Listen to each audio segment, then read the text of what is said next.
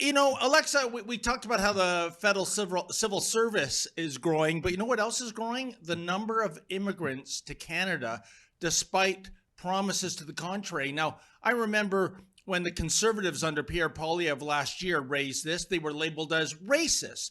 And then the likes of Sean Fraser went, yeah, you know what?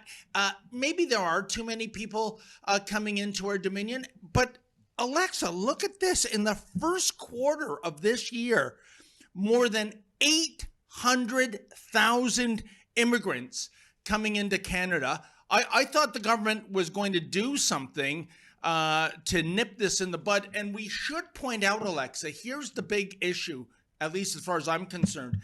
And I speak to people in the communities where these immigrants are coming from, like our Indian source, Tim Smith.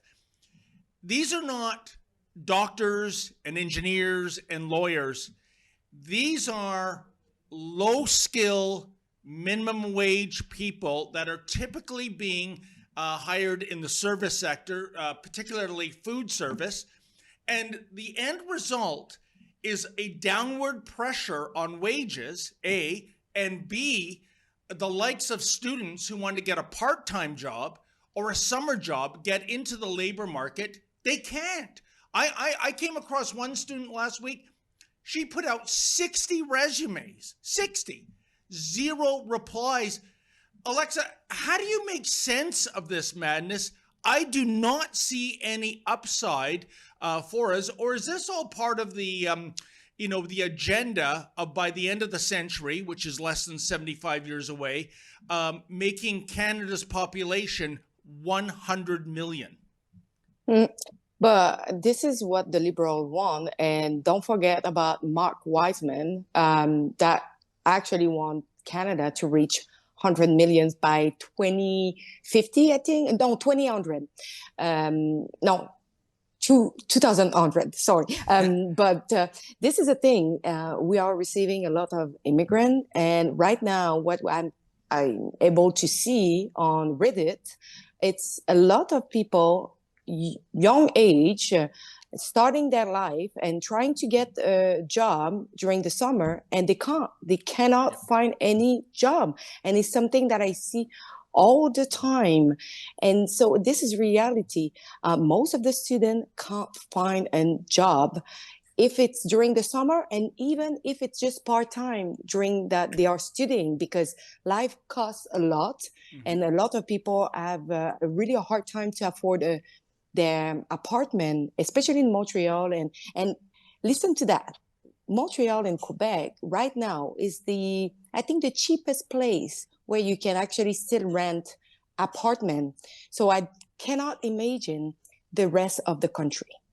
And then you have incidents, Alexa, and this has been reported in Brampton, a basement being rented by maybe 12, 15, 20 people.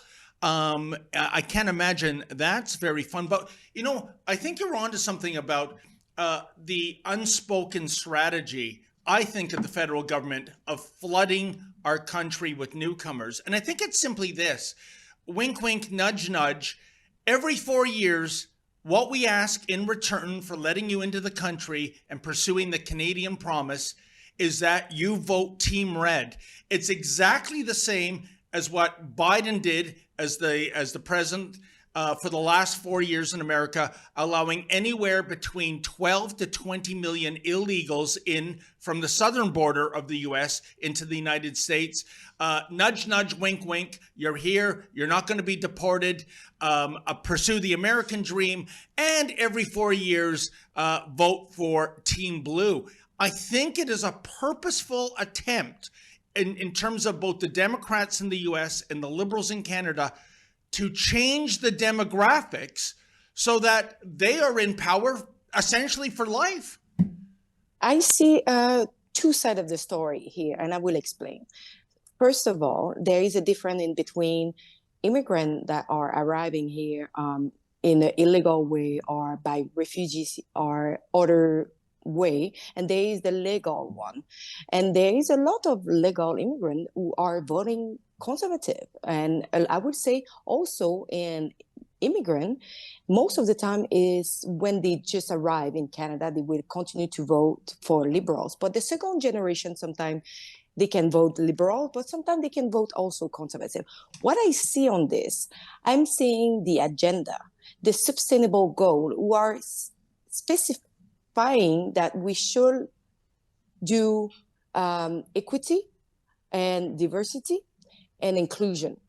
And what I'm seeing right now, they want to make sure that the wealth is at the same level across the planet. And we are seeing more and more immigrants coming to the rich country. So, and more poor country are now getting richer because we are sending overseas a lot of money to those countries. So we are just doing homogenization. I have a hard time with this word. Maybe you can help me. Homogenizations, like putting everybody in the same level of wealth across the planet. This is something that I'm saying, but also I'm saying also a demographic change. And of course, a big majority of them will always be loyal to the people who let them in. And, you know, Alexa, two points on this as well to finish this segment. One is it's the distribution of all these hundreds of thousands of immigrants. We are the second biggest country in the world. We have a huge landmass. I think it's something like more than 80% of the Canadian population lives within 100 miles of the U.S. border. So Canada is really this long, you know, kind of a snake of a country. I don't mean that in terms of what snakes stand for. I mean, it's like a strip of people along the southern border. But we know that the lion's share of these immigrants, they're going to three places, aren't they? Toronto, Montreal, and Vancouver, which are already, in many respects, bursting at the seams in terms of, you know, whether it's social services, whether it's commuting, whether it's house prices. So, I mean, if you want to, you know, not that I agree with this, but if you want to get to some kind of population target, why are people being allowed to go to cities that are already, in certain respects, overpopulated? I mean, I don't know about Montreal, Alexa. To drive 8 kilometers in Toronto, you're looking at maybe an hour of commuting. The traffic does not move here. So that's one thing. And secondly, if there's anybody watching going, well, it's easy for you two lily white, born in Canada, Canadians to say this, you're racist. No, I mentioned my Indian source, Tim Smith. He was originally born in India. And people in those communities that have legally immigrated to Canada and brought with them a skill set, they are not happy with this either, whether we're talking Canada or the US, because they see their way of their way of life rather degrading thanks to this influx of people who, I said before, low wage, low skills. What are your thoughts, Alexa? It's what I'm saying. Most of the legal immigrants who actually apply came here and passed the long processes to come here legally. Most of them, they are against what is going on. They are against and they are denouncing it, and they are saying, expose it, as you saw with your source. The only problem is, like, now we are receiving them. We do not have the capacity to receive them. And right now we are just creating chaos in our street. We saw the crime rate is just increasing. The food bank is just collapsing. Our services is collapsing too. So at one point, what will happen in those big cities? Because right now I don't feel even safe in Montreal anymore. 100%. As far as I'm concerned, the only possible excuse for the Mark Carney Liberals is, hey, listen, Parliament hasn't sat for about 5 months. Okay, I'll give you that. Now that you are back to work, do something about this. Put the brakes on. That's what you said during the election campaign. You had made agreement that complaining about mass immigration is not racist. It is an actual matter of fact. So the burden for them before they break for the summer, Alexa, is to put the brakes on this, as far as I'm concerned. And by the way, did you see Melanie Joly was mentioning, oh, we grow our GDP by 2.2%, but you let in 800,000 newcomers. So that means that our growth low down from about 1.5% per capita, per person. Oh, I'd like to see the analysis behind that. You know, when it comes to Melanie Joly, no wonder Prime Minister Carney did the shoo girl the other day. I mean, if she's spouting nonsense like that, no one's got time for that, right? Hey, what do you think about Alberta independence? What do you think about Alberta trying to get a better deal within Canada? Do you think Alberta should have the right to vote in a referendum to separate the same way Quebec did? There's a lot of things to talk about. Can Canada be fixed, or has the West tried that, done that, been there, and it's just not working? Well, we're going to talk about all these things in an amazing day-long conference in Red Deer, the heart of Alberta, on Saturday, June 14th.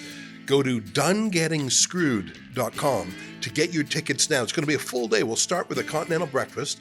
We'll have panel discussions. We'll have keynote speakers. We'll even have a debate. I think that's going to be the highlight of it.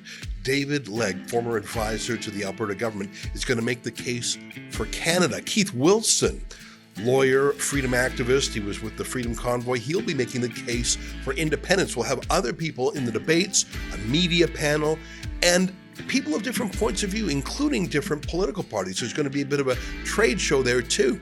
So we'll serve you 2 meals, but more than that, we'll serve you ideas you just can't get anywhere else. But it's coming up quick, and I promise you this event will sell out. There's only room for 1,000 people. And I know that there have been 1,000-person meetings about this subject all over the province. In fact, we had an event in Calgary that sold out in 2 days when we had only 350 seats. So don't be disappointed. Go to donegettingscrewed.com and get your tickets now. I'll be there. Sheila Gunn-Reid will be there. So many interesting people. Our friends in other media companies like Western Standard, Juno News, and Countersignal. It's going to be a great day. That's Saturday, June 14th in Red Deer, Alberta, all day long. Go to donegettingscrewed.com to get your ticket now. Don't wait. I don't want you to be locked out. It's going to be full. See you there. That's donegettingscrewed.com.